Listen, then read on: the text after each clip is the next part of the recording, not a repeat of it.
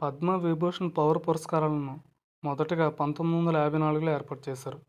తర్వాత సంవత్సరం 1955లో ఇందులో 3 తరగతులు ఉన్నాయని రాష్ట్రపతి నోటిఫికేషన్ జారీ చేశారు.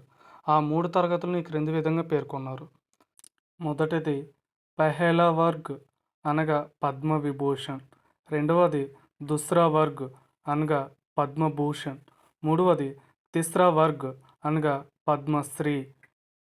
ఈ 3 అవార్డులను కళలు, విద్య, పరిశ్రమలు, సాహిత్యం, విజ్ఞాన శాస్త్రం, నటన, వైద్యం, సామాజిక సేవ మరియు ప్రజా వ్యవహారాలతో సహా వివిధ రంగాలలో విశిష్ట సేవలు అందించిన భారత పౌరులకు మరియు భారతదేశానికి వివిధ మార్గాలలో సహకారాన్ని అందించే ఎన్ఆర్ఐలకు మరియు విదేశీయులకు కూడా ఈ అవార్డులను అందిస్తారు. ఈ అవార్డును ప్రతి సంవత్సరం గణతంత్ర దినోత్సవం రోజున అధికారికంగా ప్రకటిస్తారు. కానీ అందించేది మాత్రం సంవత్సరంలో ఏ రోజునైనా అందించవచ్చు. ఒక సంవత్సరంలో అత్యధికంగా 120 మంది భారత పౌరులకు మించి ఇవ్వకూడదు. అనగా ఈ లెక్కలో కేవలం బ్రతుకున్న వారిని మాత్రమే లెక్కిస్తాము. మరణానంతరం ఎన్ఆర్ఐలకు, విదేశీయులకు ఇచ్చే అవార్డులు ఎన్ననేది నిర్ణయించలేదు. అయితే 2025వ సంవత్సరానికి గాను 139 మందిని పద్మ పురస్కారాలకు ఎంపిక చేశారు. ఇందులో 7గురికి పద్మ విభూషణ్, 19 మందికి పద్మభూషణ్, 113 మందికి పద్మశ్రీ అవార్డులను ప్రకటించారు. ఈ మొత్తం అవార్డుల్లో 23 మంది మహిళలు, 10 మంది ఎన్ఆర్ఐలు మరియు విదేశీయులు, 13 మంది మరణానంతరం పొందినవారు ఉన్నారు. ఇందులో పద్మవిభూషణ్ పొందిన 7గురి గురించి చూద్దాం. మొదటి వ్యక్తి తెలంగాణకు చెందిన దువ్వూరి నాగేశ్వరరెడ్డి. వైద్య రంగంలో కృషి చేసినందుకు గాను ఈ అవార్డు ఇచ్చారు. ఈయన హైదరాబాద్లో Asia institute of gastroenterology హాస్పిటల్ను స్థాపించారు మరియు దాని యొక్క చైర్మన్గా ప్రస్తుతం ఈయన పనిచేస్తున్నారు. రెండవ వ్యక్తి జగదీష్ సింగ్ కెహర్.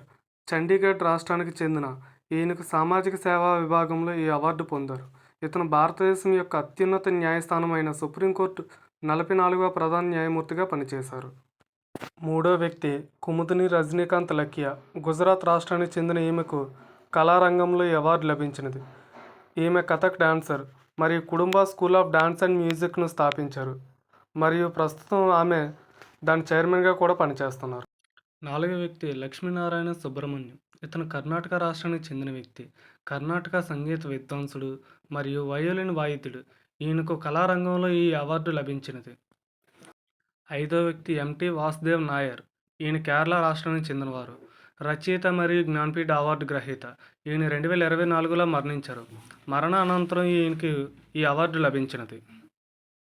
ఆరో వ్యక్తి ఒసాము సుజుకి. జపాన్ దేశానికి చెందిన ఈయన సుజుకి మోటార్ సీఈఓగా పనిచేశారు. ఈయనకు వాణిజ్య రంగంలో ఈ అవార్డు లభించింది. 2024లో మరణించారు. ఈ సంవత్సరంలో మరణానంతరం పొందిన రెండో వ్యక్తి ఈయన. ఏడో వ్యక్తి శారదా సిన్హా. బీహార్ రాష్ట్రానికి చెందిన ఈమె ఫ్లోక్ మరియు క్లాసికల్ సింగర్. ఈమెకు కళారంగంలో ఈ అవార్డు లభించింది. 2024లో ఈమె మరణించారు. 25 సంవత్సరంలో మరణానంతరం పద్మ విభూషణ్ అవార్డు అందుకున్న ఏకైక మహిళా అవార్డు గ్రహీత ఈమె. మొత్తం ఈ పద్మ విభూషణ్ 2025వ సంవత్సరానికి మరణానంతరం పొందిన వారు 3, మహిళలు 2, విదేశీయులు 1.